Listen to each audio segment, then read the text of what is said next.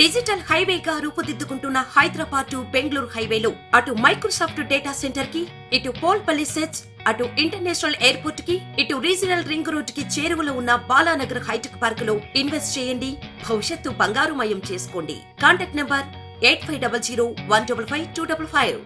100 రోజుల పాలనపై దృష్టి పెట్టాం, ఇకపై రాజకీయం చూపిస్తామన్నారు CM Revanth Reddy. PCC chief గా పని మొదలు పెట్టానని అన్నారు. బీఆర్ఎస్ బీజేపీ నేతలు ప్రభుత్వాన్ని పడగొడతామంటే చూస్తూ ఊరుకోబోమని అన్నారు.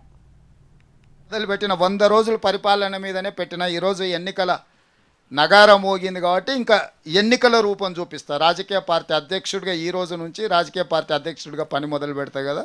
మంచి పరిపాలన అందించడానికి ఎవరు వచ్చినా కూడా మేము చేరికల అనే విధానానికి పోకుండా మేము పరిపాలన అందించినాం. కానీ ప్రతిరోజు బీఆర్ఎస్ వాళ్ళు బీజేపీ వాళ్ళు మీ ప్రభుత్వాన్ని పడగొడతామని చెప్పి వాళ్ళు కుట్రలు చేస్తున్నారు. కుట్రల్ని తిప్పికొట్టాలంటే మేము కొన్ని కఠినమైన నిర్ణయాలు తీసుకోవాల్సిన పరిస్థితి వచ్చింది.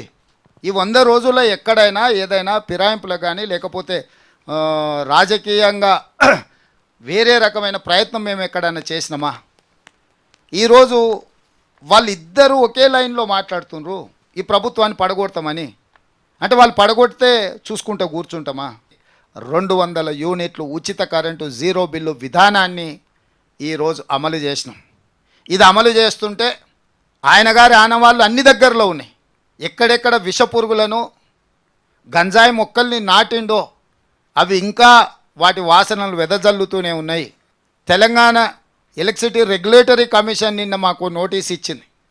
మీరు సబ్సిడీ ముందుగాల సంస్థలకు చెల్లించిన తర్వాతనే జీరో బిల్ ఇవ్వాలని. ఆ మేధావికి నేను చెప్పదలుచుకున్నా, ఇన్ని రోజులు రైతులకు ఉచితంగా కరెంట్ ఇస్తే ఆనాటి ప్రభుత్వం 24 గంటలు ఇస్తుందంటే ఏ రోజైనా ఈ ఆదేశం ఇచ్చినవా?